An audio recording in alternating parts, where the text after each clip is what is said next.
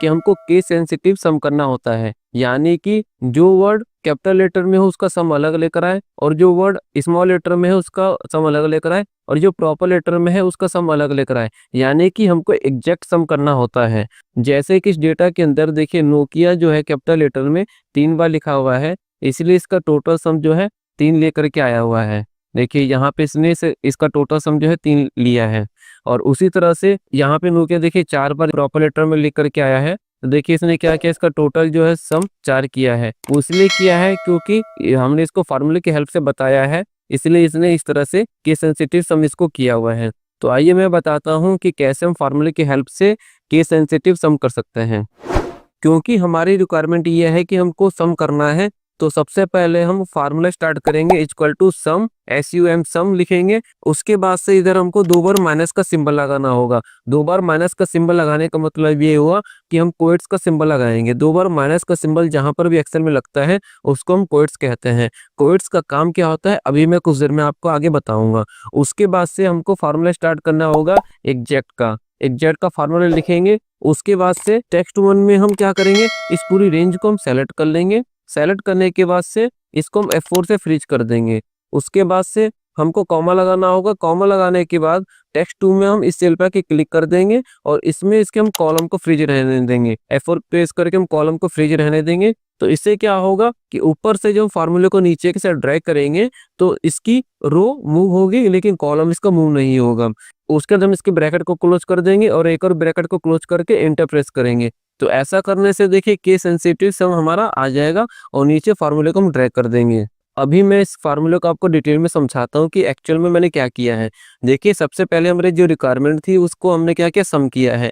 और सम के अंदर हमारा जो आर्गुमेंट मांगता है वो मांगता है नंबर 1 और नंबर 2। तो हमने क्या किया है, इसमें हमने नंबर 1 के अंदर हमने फार्मूला लिखा एग्जैक्ट का फार्मूला एक्चुअल में क्या करता है, इस डेटा के अंदर जाएगा और डेटा के अंदर जा करके ये बताएगा कि ये एग्जैक्ट है कि नहीं है। तो ये एग्जैक्ट वैल्यू अगर होगी तो इसको सम करके लेकर आएगा। जैसे अभी मैंने इस फार्मूले को सेलेक्ट कर लिया है और कीबोर्ड से फंक्शन की के साथ मैं F9 की को प्रेस करूंगा तो देखिए इंटरनली इसने कैसे समझाया। इंटरनली इसने ये समझाया कि ये जो वैल्यू है यानी कि कैपिटल नोकिया है वो कहाँ कहाँ पर है। तो देखिए इसने क्या बताया है, 7th जो वैल्यू है यानी कि पोजीशन है उसमें नोकिया जो कैपिटल है इसलिए इसने इसको ट्रू लिखा है। उसी तरह से 11th जो पोजीशन है इसमें भी इसने ट्रू किया है और फिर 16 जो पोजीशन है उसमें भी इसने इसको 2 किया है। यानी कि कैपिटल जो नोकिया लिखा हुआ है कैपिटल लेटर में वो 3 बार नोकिया लिखा हुआ है, इसलिए इसने इसको सम किया। अभी मैं Ctrl Z प्रेस करके इस फार्मूले को फिर से पहली पोजीशन में लेकर आ जाता हूँ। और ये जो हमने 2 बार माइनस का सिंबल लगाया है यानी कि कोट्स का जो सिंबल लगाया है ये क्या करता है, इसका काम ये होता है कि ट्रू को 1 में कन्वर्ट कर देता है और फॉल्स को 0 में कन्वर्ट कर देता है।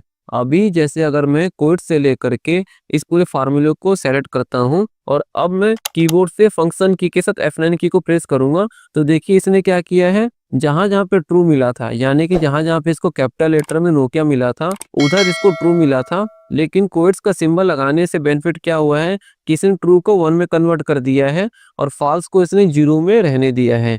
और हमने बाहर फार्मूला क्या लगाया है, हमने फार्मूले में लिखा सम। अब ये क्या करेगा, जितनी बार भी 1 आया है इसको टोटल सम कर देगा। इस रीजन से इसने क्या किया, 3 बार जो नोकिया कैपिटल लिखा हुआ था उसको इसने 3 बार सम किया है। इस रीजन से इसने जो कैपिटल नोकिया था उसके आगे 3 लिखा है, यानी कि इसने समझ लिया है कि नोकिया जो 3 बार कैपिटल लेटर में लिखा हुआ है और 4 बार स्मॉल लेटर में लिखा हुआ है।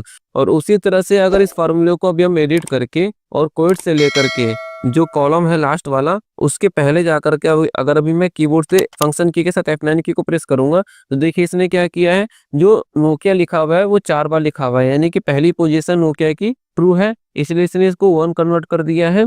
उसके बाद से जो 4th पोजीशन है उसमें नोकिया लिखा हुआ है इसलिए इसने ट्रू को 1 में कन्वर्ट कर दिया है।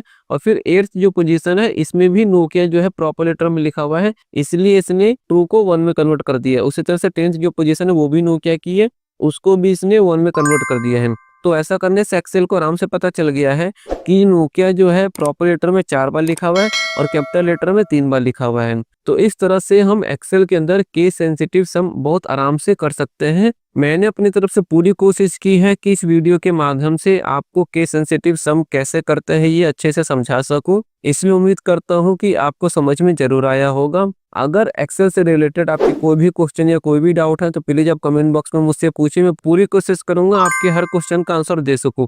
वीडियो अगर अच्छी लगी हो तो वीडियो को लाइक और शेयर कर दीजिए और प्लीज चैनल को सब्सक्राइब जरूर कर लीजिए। आज की वीडियो में सिर्फ इतना ही। अब मिलते हैं नेक्स्ट वीडियो में, तब तक अपना ख्याल रखें।